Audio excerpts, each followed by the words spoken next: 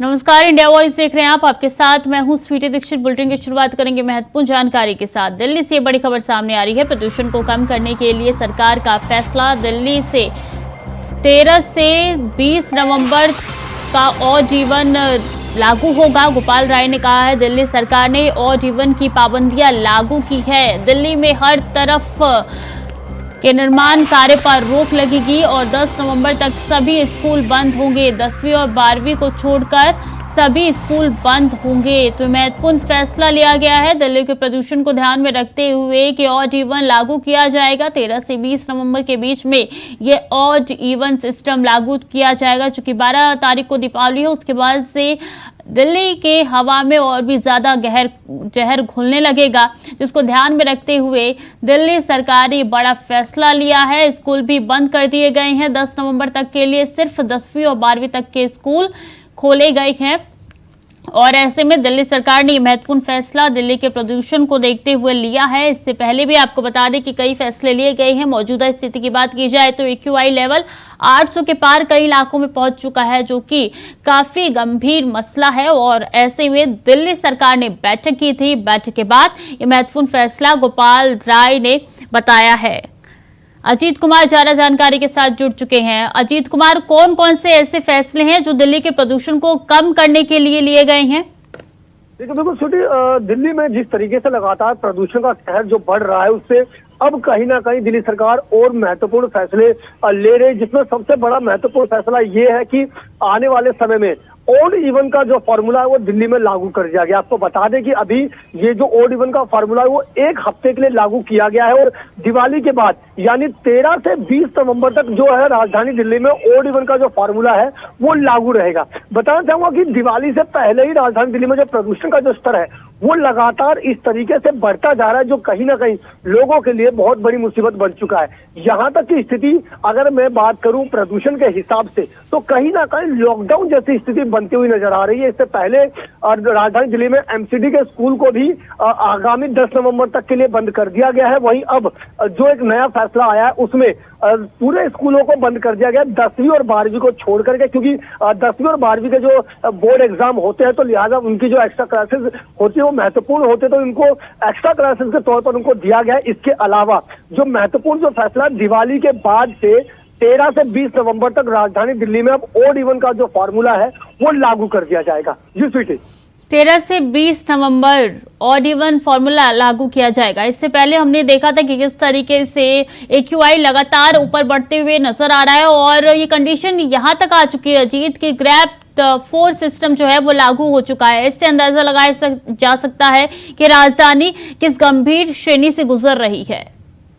देखिए, बिल्कुल सुनिए, जिस तरीके से राजधानी दिल्ली में ग्रैप 4 का सिस्टम लागू हो चुका, उसी से अंदाजा लगाया जा सकता है कि दिल्ली कहीं ना कहीं अब गैस चैम्बर में तब्दील होती जा रही है, या यूं कहे कि जो दिल्ली की जो हवा है अब वो जहरीली हवा होती जा रही है। आम इंसान को सांस लेने से पहले भी सोचना पड़ रहा है कि वो सांस ले या नहीं, क्योंकि जिस तरीके से जो हवा में जो प्रदूषण का घोल मिलता जा रहा है वो लोगों को न केवल जिंदगी बल्कि वो लोगों को कई बीमारियां भी देने का काम कर रहा है। और इसी को लेकर के दिल्ली सरकार में पर्यावरण मंत्री है गोपाल राय, जिन्होंने एक महत्वपूर्ण फैसला लिया है कि अब आने वाले 13 से 20 नवंबर तक के लिए पहले इसे लागू किया जाएगा, उसमें जांच किया जाएगा और 13 से 20 नवंबर यानी 1 सप्ताह के लिए दिल्ली में अब ऑड इवन का जो फॉर्मूला वो वापस आ गया है, क्योंकि लगभग हर साल ऑड इवन का फॉर्मूला लागू किया जाता है और ऑड इवन के दौरान काफी हद तक देखा जाता है कि प्रदूषण पर अंकुश लगाया जाता है। तो इसी को देखते हुए दिल्ली में एक बार फिर से अब ऑड इवन का फॉर्मूला लागू किया जा रहा है। पर सवाल तो यही खड़े हो रहे हैं कि जो ऑड इवन का फॉर्मूला अभी लागू किया गया है वो पहले क्यों नहीं लागू किया गया? जब 900 के पार पहुंच गया AQI तब दिल्ली सरकार जो है वो नींद से उठी हुई है। अच्छा अजीत, ये भी मामला उठता है कि स्कूल का बंद होना इस फेस्टिवल सीजन में प्रदूषण के कारण, ऊपर से ऑड इवन, लाइट ऑन और इंजन ऑफ, कई ऐसे फॉर्मूले हैं जो हर साल कट कॉपी पेस्ट किए जाते हैं, लेकिन अभी तक कोई भी सुधार नजर नहीं आ रहा है। क्या इन फॉर्मूले से असर पड़ेगा? देखिए, बिल्कुल सुजीत, सबसे बड़ा सवाल यही है कि जिस तरीके से हर बार राजधानी दिल्ली में जो प्रदूषण का स्तर है वो दिन ब दिन बढ़ता जा रहा है, तो ऐसे में सबसे बड़ा सवाल यही है कि हर बार रेड लाइट ऑन, गाड़ी ऑफ, ऑड इवन का फॉर्मूला, पटाखे बैन की नीति, ग्रैब, अलग अलग सिस्टम में ग्रैब को लागू करना जिसमें निर्माण कार्य और अन्य चीजों को प्रतिबंध करना, इस तरह के जो सिस्टम है हर बार दिल्ली सरकार द्वारा किए तो जाते हैं, लेकिन वो दिल्ली सरकार ऐसे कोई महत्वपूर्ण फैसले नहीं ले रही जिससे कि ये जो समाधान है वो स्थायी समाधान में तब्दील हो सके। क्योंकि जिस तरीके से राजधानी दिल्ली की जो आबो हवा है वो लगातार प्रदूषित होती जा रही है, तो ऐसे में जरूरी है कि दिल्ली सरकार को उन चीजों पर ध्यान रखना चाहिए। मैं कहूंगा दिल्ली सरकार को केंद्र सरकार के साथ में मिल करके, क्योंकि यहाँ न केवल दिल्ली सरकार बल्कि केंद्र सरकार की भी जिम्मेदारी बनती है कि दिल्ली में जो लोगों को साफ हवा मिल सके और उसके लिए एक स्थायी समाधान पर काम किया जाए, जो कि बिल्कुल काफी जरूरी भी है जीत के स्थायी समाधान की ओर बढ़ा जाए। बहुत बहुत शुक्रिया आपका तमाम जानकारियों के लिए।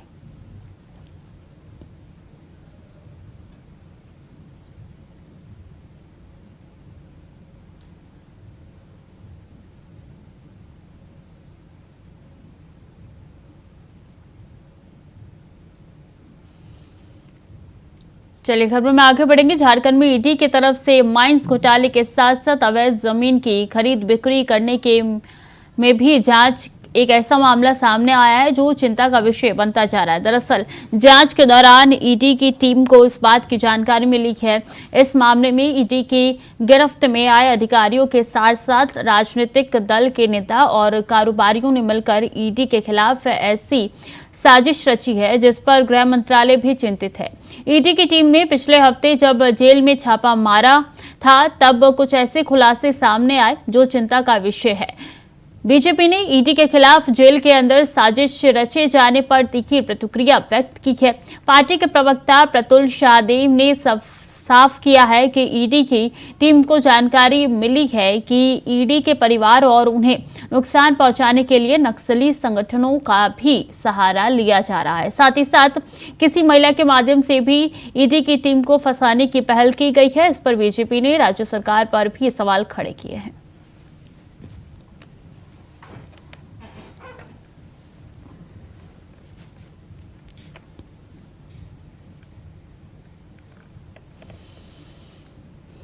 राकेश कुमार स्टेट हेड रांची से जुड़ चुके हैं। राकेश जी, ये मामला तो गंभीर होता हुआ नजर आ रहा है दिन पर दिन। देखिए कि जेल में आखिर किस तरीके से साजिश रची जा रही है, यानी कि सीधे सीधे देखा जा सकता है कि वहां पे जो कैदी है उनके साथ जो अधिकारी आरोपी है या फिर कारोबारी आरोपी है या राजनीतिक दल से लोग जो वहां पे पहुंचे हुए हैं ईडी की गिरफ्त में, उनकी साजिश रची जा रही है। और वहां जो कैदी है जिन जो अपराध से संलिप्त है या नक्सल गतिविधियों से संलिप्त है, वैसे लोगों के साथ तालमेल कर कोई रणनीति तैयार कर किए जाने की खबर आई थी। और इसके बाद से ईडी की टीम ने जेल में छापामारी की है और छापेमारी के बाद से कुछ चीजें सामने भी आई हैं। एक दो जानकारियां और है जिसमें कहा जा रहा है कि कुछ अधिकारी और भी बाहर से मिले हुए हैं और हो सकता है कि किया जाएगा। लेकिन कहीं न कहीं कहा जा सकता है कि ईडी की टीम ने जिस तरीके से यहाँ कार्रवाई कर रही है उसके बाद से अब आगे किस तरीके से रणनीति के तहत वहाँ जो आरोपी अधिकारी हैं या फिर बाकी लोग हैं रणनीति बनाकर काम कर रहे हैं, ये एक बड़ा सवाल है। जी बिल्कुल। और ये जब से जेल में छापेमारी हुई है तब सीसीटीवी फुटेज पे उन्होंने खंगाले होंगे, क्या उसके जरिए कुछ बरामद हुआ है? देखिए वहां पे कुछ संकेत मिले हैं, खास करके सीसीटीवी फुटेज के बाद से कि कई ऐसे बाहर के लोग वहां मिलने आते थे इन लोगों के बीच, जिनको लेकर अब कहीं ना कहीं आगे जब पूछताछ की जाएगी तब पता चल पाएगा। या और कई ऐसे लोगों की बातें आ रही हैं जिनका अभी एंट्री भी नहीं, यानी कि वो अनऑफिशियल तरीके से जेल के अंदर पहुंच जाते हैं। इसकी भी जानकारी ईडी की टीम को मिली है। ईडी की टीम तमाम बिंदुओं पर जांच कर रही है और हो सकता है कि जेल के पदाधिकारियों के साथ बातचीत भी करेगी और पूछताछ के लिए बुला भी सकती है। तो कहीं न कहीं आने वाले समय में कुछ और नए खुलासे हो सकते हैं। लेकिन सवाल ये खड़ा हो रहा है कि आखिर जेल के अंदर इस तरह की जो गतिविधियां हो रही हैं तो किसका संरक्षण प्राप्त है, और ईडी कहीं न कहीं इन सारे बिंदुओं को लेकर जरूर बातचीत। वो कहावत है कि एक मछली पूरे तालाब को गंदा करती है, और यही कहावत जो है वो झारखंड में नजर आ रही है। बहुत बहुत शुक्रिया राकेश जी आपका तमाम जानकारियों के लिए। खबरों में आगे बढ़ेंगे। अलीगढ़ में एसएसपी ऑफिस के सामने दबंगई सामने आई है, जहां मामूली बात पर दबंगों ने युवक को जमकर पीटा। वहीं इस पूरी घटना का वीडियो राहगीरों ने बना लिया है। एसएसपी ऑफिस के सामने ये घटना घटी है।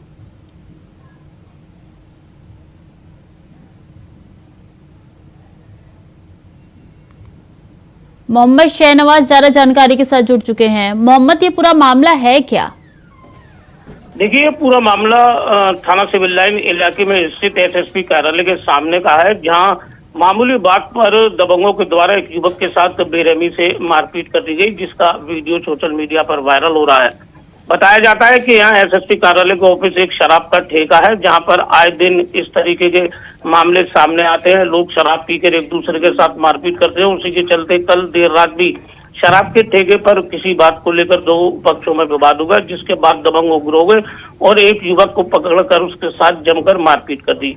तो वहीं वहां से गुजर रहे एक राहगीर के द्वारा इस वीडियो को अपने मोबाइल कैमरे में कैद कर लिया गया और जिसके बाद सोशल मीडिया पर इसको वायरल कर दिया गया। कार्रवाई कुछ देखने को मिली है? लगातार पहले से भी इस शराब के ठेकों को लेकर कई बार शिकायत की गई है, लेकिन अभी तक इस मामले में अभी तक पुलिस के द्वारा कोई कार्रवाई नहीं की गई। महज एसएसपी कार्यालय से चंद कदमों की दूरी पर ये शराब का ठेका है, जहां पर लोगों का जमावड़ा इकट्ठा होता है और रात में ये ठेका खुलता है, जिसके बाद यहाँ शराब पीने के बाद लोग आपस में लड़ाई झगड़ा करते हैं और इस मामले को लेकर कई बार शिकायत भी की गई, लेकिन अभी तक इस मामले में पुलिस ने कोई कार्रवाई नहीं की गई है, जिसके चलते कहीं ना कहीं इस तरीके की घटनाएं रोज वहां सामने आती हैं। कार्रवाई ना करना इनडायरेक्टली बढ़ावा देना है इन सब कार्यों को। जी बिल्कुल, अगर कार्रवाई नहीं कर रहे हैं तो बिल्कुल महज चंद कदमों की दूरी पर ही शराब का ठेका है। लगातार वहां पर दबंगों का जमावड़ा इकट्ठा रहता है और उस ठेके पर किसी न किसी बात को लेकर आए दिन झगड़ा होता है। इसी के चलते देर रात भी यहाँ एक ऐसा ही मामला सामने आया, जहाँ दबंगों ने एक युवक के साथ जमकर मारपीट की। ठीक है शहनवाज, बहुत बहुत शुक्रिया आपका तमाम जानकारियों के लिए। चलिए खबरों में आगे बढ़ेंगे। संभल के रजपुरा थाना इलाके के गांव से एक दिल दहलाने वाली खबर सामने आई है, जहां घर में सोते किसान की गर्दन काटकर हत्या कर दी गई है, जिसके बाद गांव में सनसनी फैल गई। बता दें कि सूचना पर पहुंची पुलिस ने शव को कब्जे में लेकर आगे की जांच पड़ताल में जुट गई है।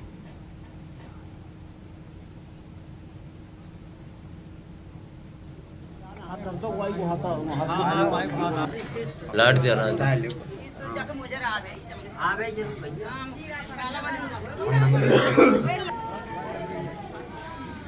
ये जो है, और भाई सुनो,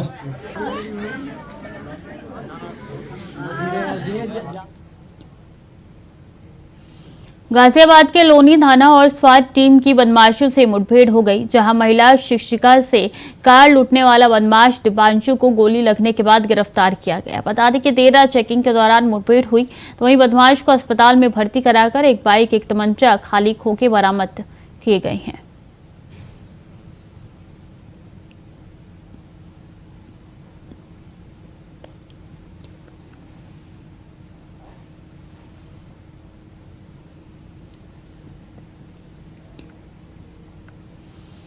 और लखीमपुर खीरी थाना मितौली क्षेत्र के अंतर्गत युवक की हत्या गोली मारकर कर दी गई है। हत्या करने की पूरी घटना सीसीटीवी कैमरे में कैद हो गई है।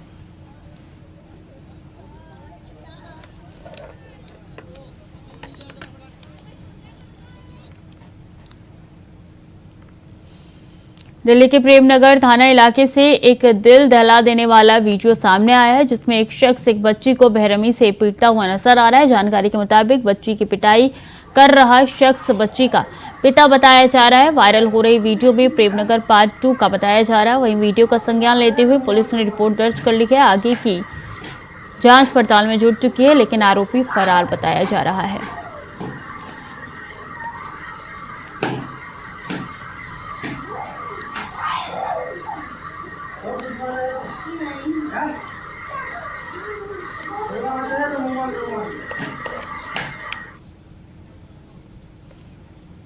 रायबरेली के उचहार कोतवाली क्षेत्र के कैथवल गांव में संदिग्ध परिस्थितियों में खाना बनाते समय युवती झुलस गई। बता दें कि युवती की हालत नाजुक बताई जा रही है, जिस वजह से सीएचसी से युवती को जिला अस्पताल रेफर किया गया। बताया जा रहा है कि डॉक्टर के अनुसार 40 से 45% युवती झुलस चुकी है, जिसके बाद युवती को बर्न वार्ड में शिफ्ट किया गया है।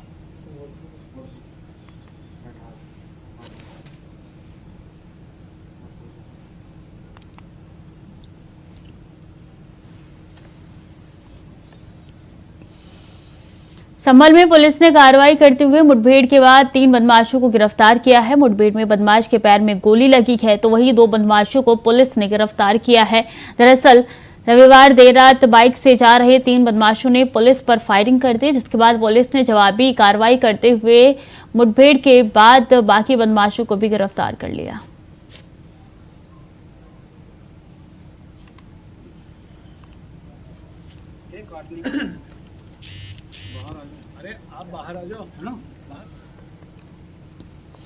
खबर डिंडौरी से है, जहां कोतवाली थाना क्षेत्र के अंतर्गत ग्राम में दर्दनाक हादसा हो गया।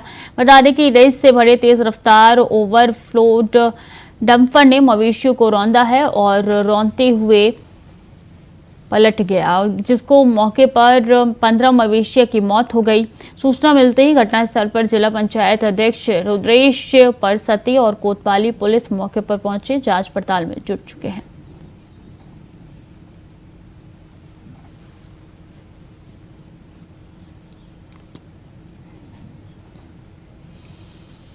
और आगरा के जाने माने चिकित्सक डॉक्टर लाखन सिंह की रेल पटरी पर गिरने से मौत हो गई। बताया जा रहा है कि बेटी को छोड़ने राजा की मंडी स्टेशन पर गए थे, तभी पैर उलझने से लड़खड़ाकर पटरी पर गिर गए और ट्रेन की चपेट में आने से शरीर 2 भागों में विभाजित हो गया।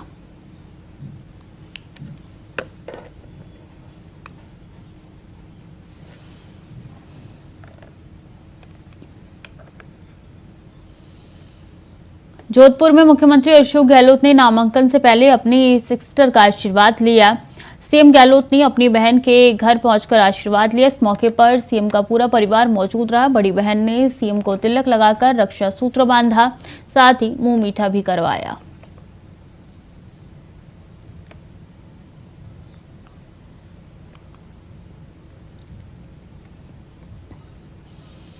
राजस्थान के मुख्यमंत्री अशोक गहलोत ने आगामी विधानसभा चुनाव के लिए सरदारपुरा से विधानसभा क्षेत्र से नामांकन दाखिल कर दिया है। गहलोत के नामांकन दाखिल करते वक्त हजारों की संख्या में कांग्रेस कार्यकर्ता उनके साथ पहुंचे। सरदारपुरा को कांग्रेस के गढ़ के रूप में देखा जाता है और 1998 के बाद से सभी चुनावों में गहलोत इस सीट से जीते हैं। 2018 के विधानसभा चुनावों में उन्हें 63% वोट मिले थे। नामांकन पत्र दाखिल करते समय मुख्यमंत्री की पत्नी सुनीता गहलोत और बेटी वैभव गहलोत उनके साथ मौजूद रहे।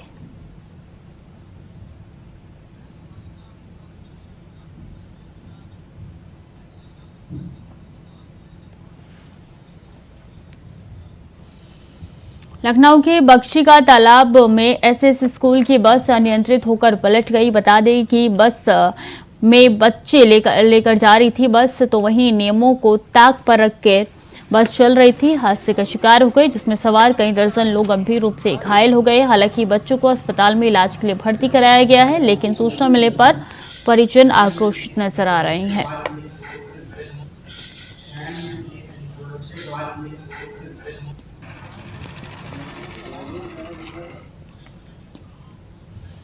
खबर लखनऊ से है, जहां चारबाग में वॉशिंग एरिया में भीषण आग लग गई।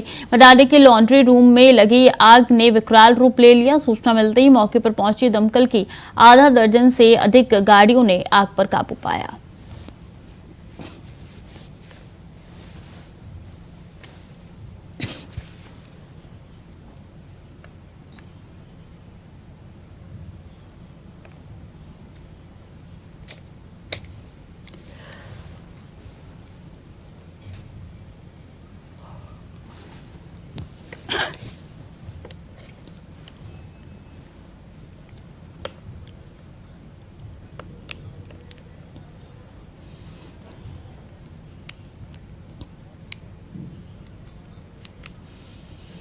जल जीवन मिशन का लाभ अब प्रदेश के हर एक व्यक्ति तक पहुंच रहा है, जिससे हर कोई खुश है और योगी सरकार का आभार जता रहा है। हम आपको हमीरपुर लेकर चलते हैं, जहां लोग योजना का लाभ पाकर खुशी से झूम रहे हैं। ये रिपोर्ट देखिए।